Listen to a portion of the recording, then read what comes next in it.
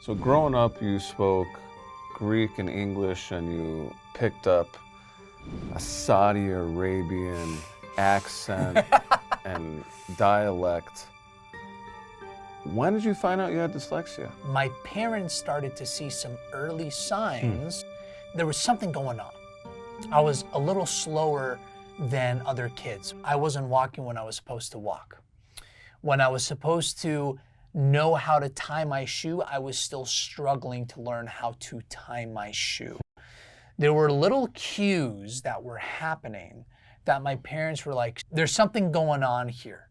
Back then, Johnny, there was barely any research about learning differences, dyslexia. There was literally no research. My mom's brother, my uncle,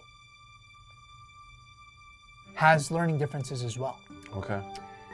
And my mom grew up in a household where she really excelled academically.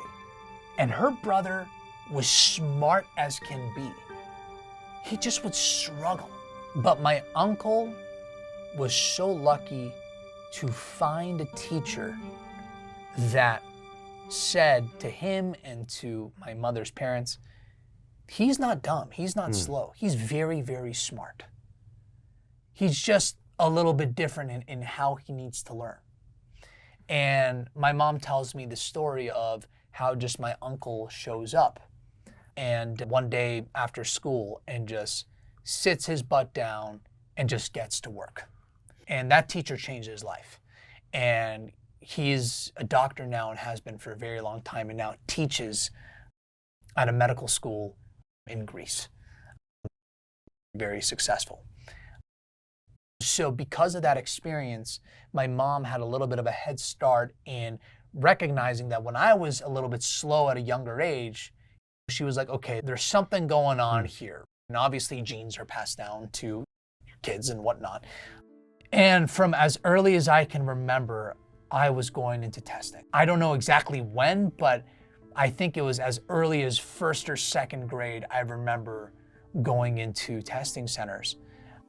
And there was an amazing woman that was testing me, and she actually asked me a question. I believe I was in the 3rd or 4th grade. And she asked me this question, and she couldn't believe my response. My parents couldn't believe my response. I don't even believe my response when my parents tell me that story. And when she looked at me, because I knew by the 3rd or 4th grade that, I was different, right? And I was struggling. It was taking me longer to pick things up, and I saw people picking things up a lot faster. And I don't know about school nowadays, but back then there was a lot of, hey, they would call on the person, how do you answer this math, problem? How do you do this? How do you do that? And I was always terrified of being selected. This lady looks at me and asks me, what do you want to do when you grow up? And here I am in 3rd or 4th grade, and most people obviously don't know, or they want to become a police officer, or fireman, or astronaut, or a basketball player, or an athlete, or whatever the case may be. And I said, I want to go to college. My dad went to college, my mom went to college, my uncle went to college. I want to go to college. That's my dream, because I knew at that point I was already struggling. So this woman in Chicago asked me this question. I get through testing, and she said, your son has something called dyslexia. I'm like, what's dyslexia? And that's when we first were exposed to this. And remember, this is the early 90s, right? Maybe mid-90s now. There's barely any research out there. The diagnostic at that time was you're dumb, stupid, and lazy, which is bullcrap. Because since there was no research at the time, if you didn't fit on this one lane, this one academia lane, then you had disabilities and you don't fit, right? You were dumb, stupid, and lazy. Well, hell no. You just learned differently, right? And that's when, again, there was light at the end of the tunnel where she's like, he has dyslexia. We can figure out the type of dyslexia that he has so we can make sure he gets the proper tools and care that he needs to excel in this world of academia. So you found out you had dyslexia. And then what happened? There was a good amount that happened. some that I'm still personally exploring. So like up until 4th grade, I had a lot of friends. I was very social. But as you know, as you get older and as you're asked in the classroom to read and stuff like that, I started to be made fun of, bullied by a few people. And I was completely isolated. And that isolation really impacted me subconsciously, and I'm still learning about that, right?